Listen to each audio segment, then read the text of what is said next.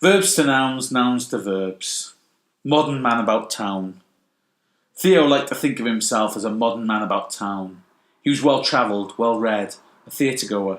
An invite to his dinner parties were considered a golden ticket, while his dress sense was the talk of the town.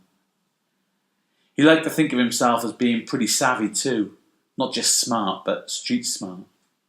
He might carry expensive gadgets and live in a city of pickpockets and thieves, but he was never going to be caught out.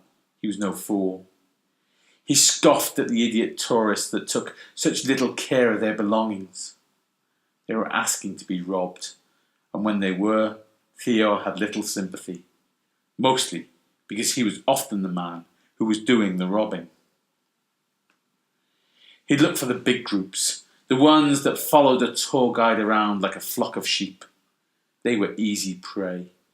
He'd dart into them like an arrow, and by the time he was through the other side, he'd have at least one credit card and a mobile phone in his possession.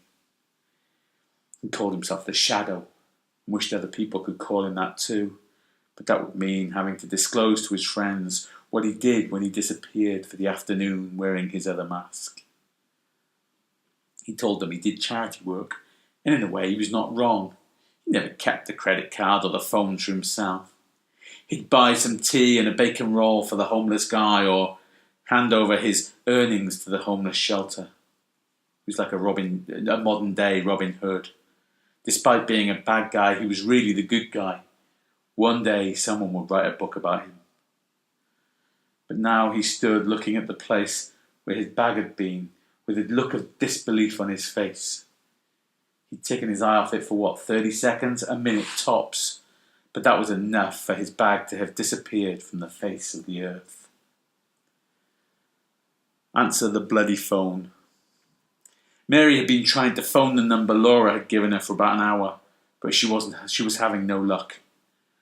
She wanted to book a private detective to shadow her husband and find the truth, but Mr. Landon Weeks' PI wasn't picking up the phone.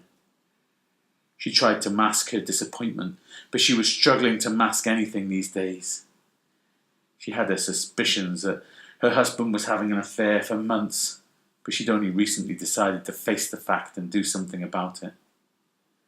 Carl had been a loving man, a dedicated husband, a skillful lover, but recently he seemed to have lost their interest in Mary. To credit him with his due, he was still a great dad, and did all the things husbands should do. If Mary asked him to earth a plug or change a light bulb, he'd do it straight away, no complaints. But there was something missing. Mary could tell his heart was not in it anymore. He had a faraway look in his eyes. He dreamt of being somewhere else, with someone else. He didn't have to say anything. Mary knew. Recently, thoughts began to flock into her mind, and she just had to have the answers. It was pointless living this lie, but she needed to know the truth before she confronted him about it. Who was she? What did she look like? What did they do when they were together? Tears began to arrow down Mary's face. Why wasn't this PI picking up his phone? She decided to go round to the address on the business card. Landon's doorbell rang again, a long, hard ring. I should answer that, he said. I need the work. And I need you, his lover said, kissing his face, moving his hand across his body to stop him from answering the door. Carl, stop, Landon said. It might be important. Landon moved Carl's hand away from his crotch and went to see who was at the door.